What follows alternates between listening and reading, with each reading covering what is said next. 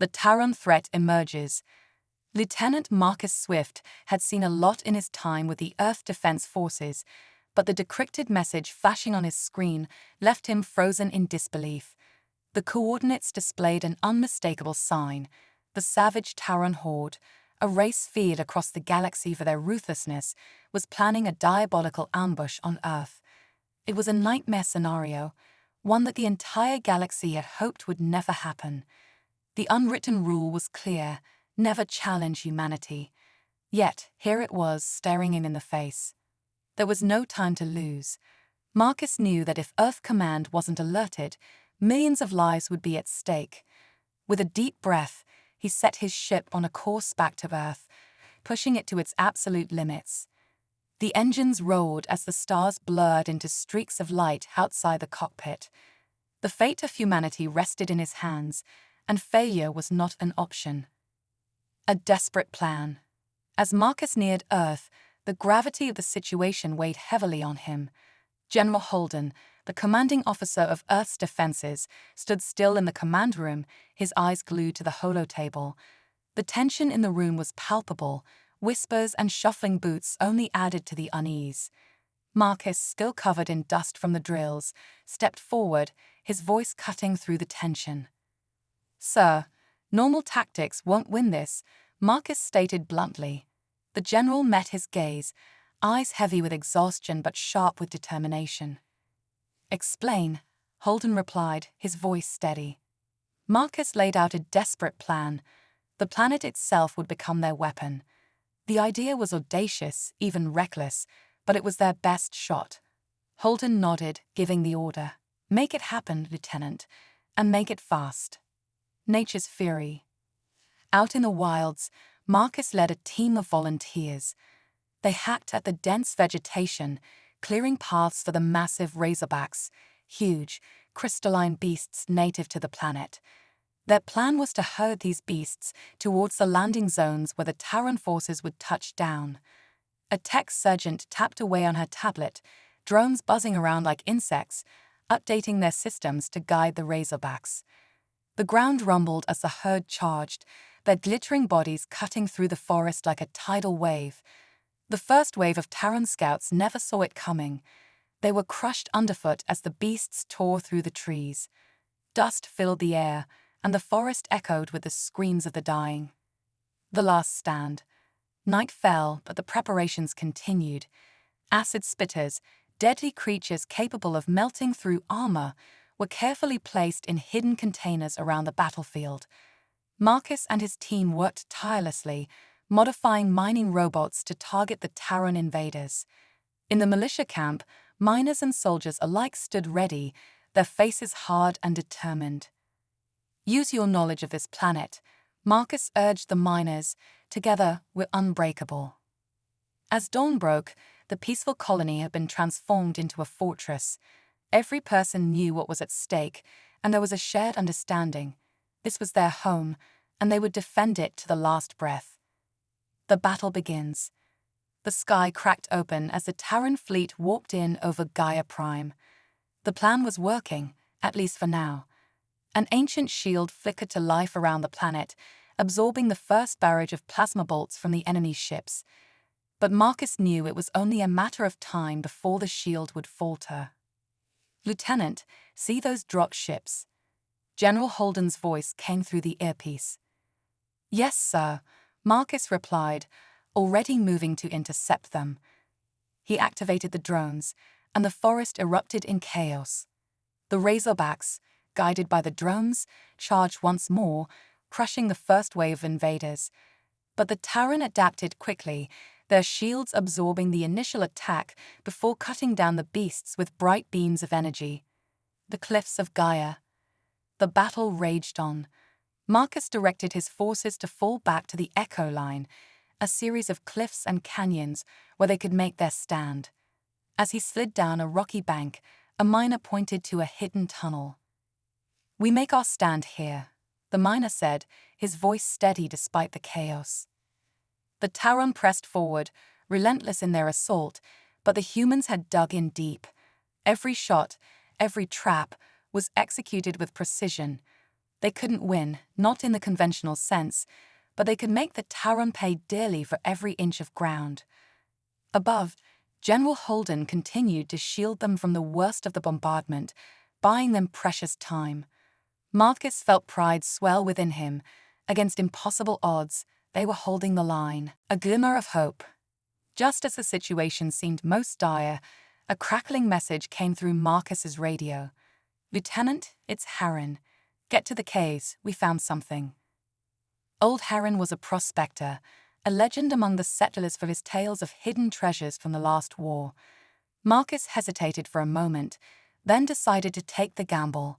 Gathering a small team, he plunged into the forest, heading towards the dark mouth of a cave that loomed in the cliff face.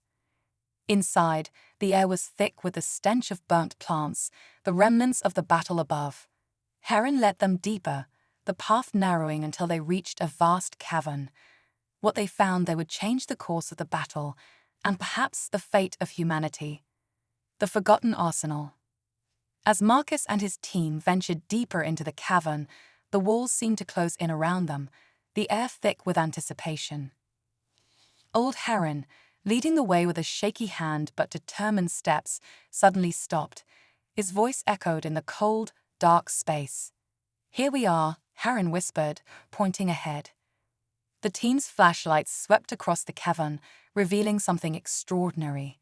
Massive, ancient war machines, long forgotten by time, stood dormant, their surfaces covered in dust and vines. These were remnants of a bygone era, from a war fought before humans had even set foot on Gaia Prime. The machines were unlike anything Marcus had ever seen, a fusion of alien and human technology that seemed almost mythical. "Are they operational?" Marcus asked, his voice hushed with awe. Harren nodded, a proud grin spreading across his face. "Aye, they are. The old codes still work. These machines were designed to defend this planet, and now they're yours to command." Without hesitation, Marcus and his team set to work. They activated the ancient war machines, their engines roaring to life after centuries of silence. The ground trembled as the colossal constructs stood up, towering over the humans like giants from a forgotten age. With these machines, Marcus knew they had a fighting chance. The turning point. Back on the battlefield, the situation was dire. The Tauren forces had pushed the defenders to the brink. The Echo Line, once a formidable defense, was now teetering on the edge of collapse. General Holden watched helplessly from above as the shield protecting Gaia Prime began to flicker, its energy reserves nearly depleted. But then something changed. From the depths of the forest, the ancient war machines emerged, their massive forms cutting through the smoke and chaos like beacons of hope.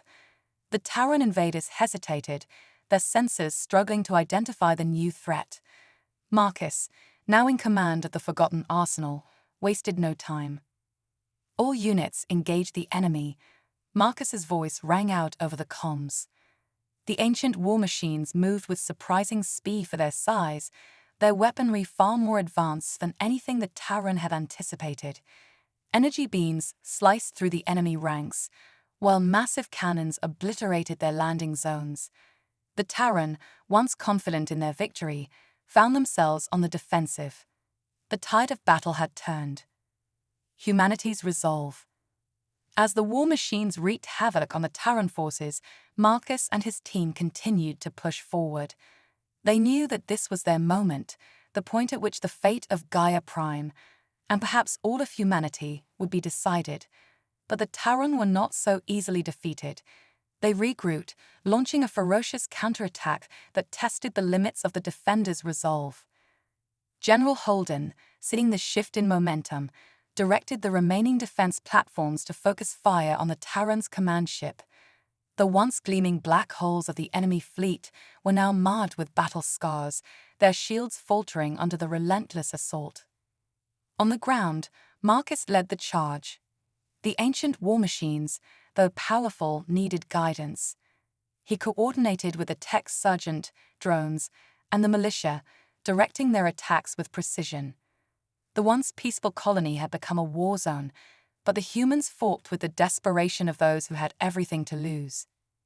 As the sun began to set, casting long shadows across the battlefield, it became clear that the Terran were in retreat. Their forces, decimated and disorganized, began to pull back. Victory was within reach, but Marcus knew that the battle was not over yet. The final push.